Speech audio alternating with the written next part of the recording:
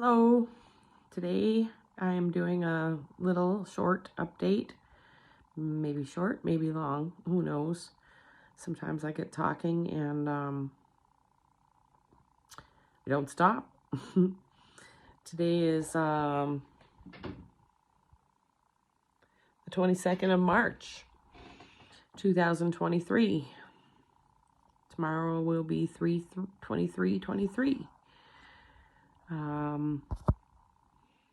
And I wanted to give a quick update on my condition. I'm in the middle of a taper. I've been tapering for over a year off of Depakote, and I recently got off of Depakote. A psychiatric brain disabling psychotropic neurotoxins taper. These are very strong drugs, so it's difficult to get off of them. Some Peter Goethe says that getting off of psychiatric drugs is harder to do than getting off of heroin. And I will testify to that. I have gotten off of psychiatric drugs several times in my life. And one of those times, it was so bad, I was in bed for about 18 months. And I was doing things and getting out of bed, doing all sorts of things to try to help the situation. But it was horrific. And it included hallucinations and delusions, horrible side effects physically, bugs crawling on my skin feeling, shocks, all kinds of things. It was terrible. This has been going well. I am doing well. I have tapered very slowly and methodically off the Depakote over a year and down to 0.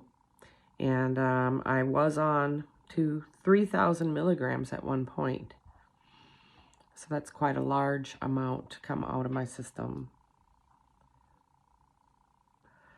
I am also tapering off of Abilify. I was on 300 milligrams injections of Abilify monthly for the last year and a half, I think, since I was released from the hospital, and my injections ended in December, and I went put on pills, 5 milligram pills of Abilify, and after 3 months I stepped down to 4 milligram pills of Abilify, and it'll take another year to get off of this drug. And then I hope to maintain and be episode free, psychospiritual breakthrough free, until I, well, sometimes they come unbidden. Sometimes I'm given drugs by doctors that cause these things. Sometimes it's a spiritual emergency, it's trauma. They're all different, but I have learned what I can and cannot do in 23 years of lived experience with this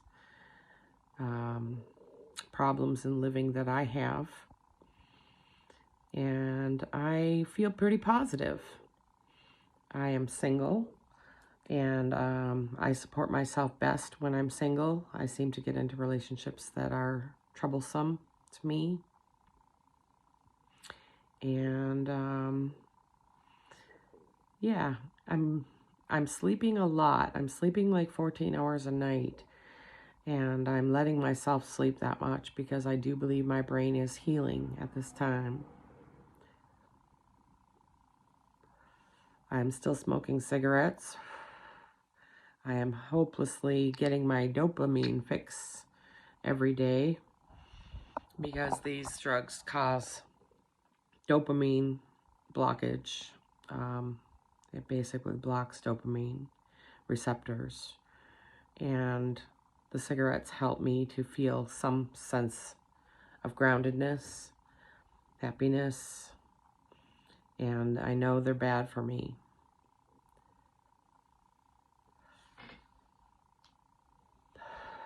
My goal is to get off this taper and then work on other things, such as the 50-pound weight gain I got from the Depakote,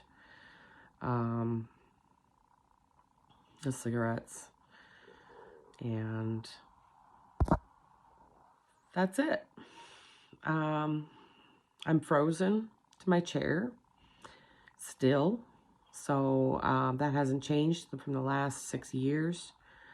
Being on these drugs, I have been frozen to this chair or on my bed in a lotus position, and I have effectively had my back destroyed by these brain-disabling psychotropic neurotoxins, which caused me to be in this freeze state. And the trauma that I endured in the last 6-7 years from the mental health system has contributed greatly to that frozen state. I am effectively a shut-in. I go out once a month, if that, and I am frozen. I try to go out and dance. I try to break out of that freeze state about once a month. It used to be my favorite thing to do. And so I try to do that. And sometimes it goes well and I am able to accomplish it. But my back is pretty much destroyed. So I have to sit down quite a bit. And just getting out there is a tremendous effort physically. So I am working with a chiropractor right now, but it's $45 out of pocket. And I just had my food stamps cut $260 when the federal COVID food shortage coverage food program they had going, which was giving me $260 a month for the last 3 years, is now being cut. And I live on disability. And it's not enough. When my car is breaking down every 2-3 months, it's rusting out. It's causing me thousands of dollars, and can't afford to buy a new one. Exactly. And yeah, I don't mean to complain, but I feel like my life has been destroyed by psychiatry. And my body is being destroyed by the psychotropic neurotoxins, 7 years of which I was forced to take daily. At least 3 of those years with people coming to my home, knocking on my door every day, and me protesting very loudly that this is a terrible system. There are better ways to heal. There's open dialogue. There's the power, threat, meaning framework. We need to build soteria houses. My plan for a Van Gogh house is stalled at this point. An idea I had from 20 years ago when I first went into the psych ward, 23 years ago. I wanted to have a peer respite type wellness center, a well-being center, where people who are in crisis could come and get support, not drugged. And it's definitely not held down violently and force drugged with needles against your will. That is not in any way healing. That is trauma. That is horrible, horrible trauma. And I have been frozen because of that trauma for 6 years. Not to mention my 2 closest companions were killed as a result of the psych ward. My cats, Mr. Larry Lily and Miss Mazzy Goose. They were my loves. They were my companions. They were my support animals. And due to 2 psych ward stays where I was pulled out of my house involuntarily against my will, my cats died. One suffered tremendously for 26 days alone as he was dying, and without the care of his mother, his life force, me, locked against my will, 500 miles from my home. And it was tragic, and I'm still getting over that. I may never get over that. And I work with my EMDR specialist twice a month. We meet for 90 minutes on the phone, and we do EMDR, and it has been about Larry Lilly and the tragic circumstances surrounding his death. For, almost a year now, we've been talking about it nonstop. No, 15, almost a year and a half.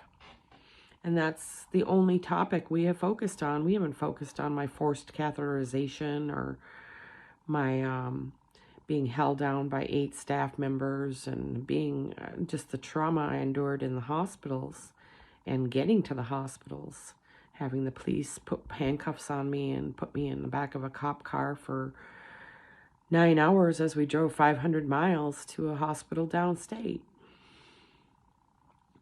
So thank you for everybody who has supported me. I've been having a really hard time. I guess that's why I'm doing this video. This past week, I was put on a restriction, or 2 weeks ago now, I think it has been. I was put on a Facebook restriction. And my Coalition to End Forced Psychiatric Drugging Facebook page got a warning that this page is under threat of deletion due to multiple restrictions on your account, on my personal Facebook account and a couple on Coalition. Now, I am dealing with a very controversial subject, mental illness. And I am claiming that mental illness is a social construct, and that forcing people to take brain disabling psychotropic drugs that is going to take 25 years, up to 25 years off their life, is not mental health. It is not in any way. And mental illness needs to be discussed. And we need to take survivors and people with lived experiences, voices into account and try to come up with better ways, because people are, unfortunately, another shooting today in Denver on March 22nd, 2023. These shootings are not going to go away if we don't fix the mental health system. It is drastically broken. I have been in the hospitals.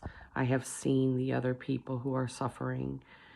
I have suffered myself, and I have been screaming loudly on Coalition for 7 years, or almost, let's say, to 2017 to 2022, 5 years at least. And I've been in the movement for about 7. And discovered it, and most people don't know about it. Most people are like, CSX movement. What is that? It is Consumers, Survivors, and Ex-Patients of Psychiatry, and it is a movement that has been going on for over 200 years under several names: the MAD movement, the Psychiatric Survivors movement, and there are a lot of people and a lot of groups involved in this movement. I myself was granted the, or covered with the Mind Freedom Shield program 3 different times when I was hospitalized against my will. They are fighting to keep people out of the hospitals and out of the range of forced drugging and AOT and CTO programs, assisted outpatient treatment and community treatment orders. And that's what I have done on Coalition to End Forced Psychiatric Drugging. And now I'm restricted, and my page is under threat of deletion. So if you are listening and you know anything about web design, and you are willing to donate time to a good cause, I believe this is one of the most important causes out there. I believe that forced drugging can lead to atrocities such as the school shooting in Denver today. I don't know what the circumstances with that are, but psychotropic, brain disabling psychotropic neurotoxins are involved in most of these shootings in some form or fashion, and people don't understand what these drugs themselves can do to the mind. They can cause, well, Andrea Yates to drown her 5 children. That's as bad as it gets. And And it's happening because we need a better system. Wow, I've been talking for 15 minutes, so I guess I'm going to go now. But please support me. My name is Jill Susan Kesti, and my pages are Coalition to End Forced Psychiatric Drugging and CSX Movement on Facebook for as long as they keep me. I am starting a website now. If you know web design, give me a shout on Facebook. I really could use your help. There's 4,500 memes in the database on Coalition, and it took me 5 years to build all that, and it could be gone. I think it's 6 years. I'm not sure. I'm doing the math wrong. It's 2023. Happy 2023. This is supposed to be my lucky year. 23 is my lucky number. I was born on September 23rd. But anyway, yeah, hopefully Facebook does not pull down Coalition right away, and I can get the www.ctefpd.com website up and running before such tragedy may happen, and have it built similar to what's going on the Facebook database. And I would be very sad to say goodbye, Facebook. You're killing a lot of creators' work. This has been the labor of my life for the last 6 years, and you shouldn't be playing with people's lives like you are and pulling people off for stupid reasons. You need to have a Facebook court or something to have. Yeah, it's just bad business. It's bad business. So please join me on Patreon. I'm also on Patreon, www.patreon.com/Jill Kesti, or send me an email, jillybean, JILLYBEIN @iCloud.com. And thank you for listening.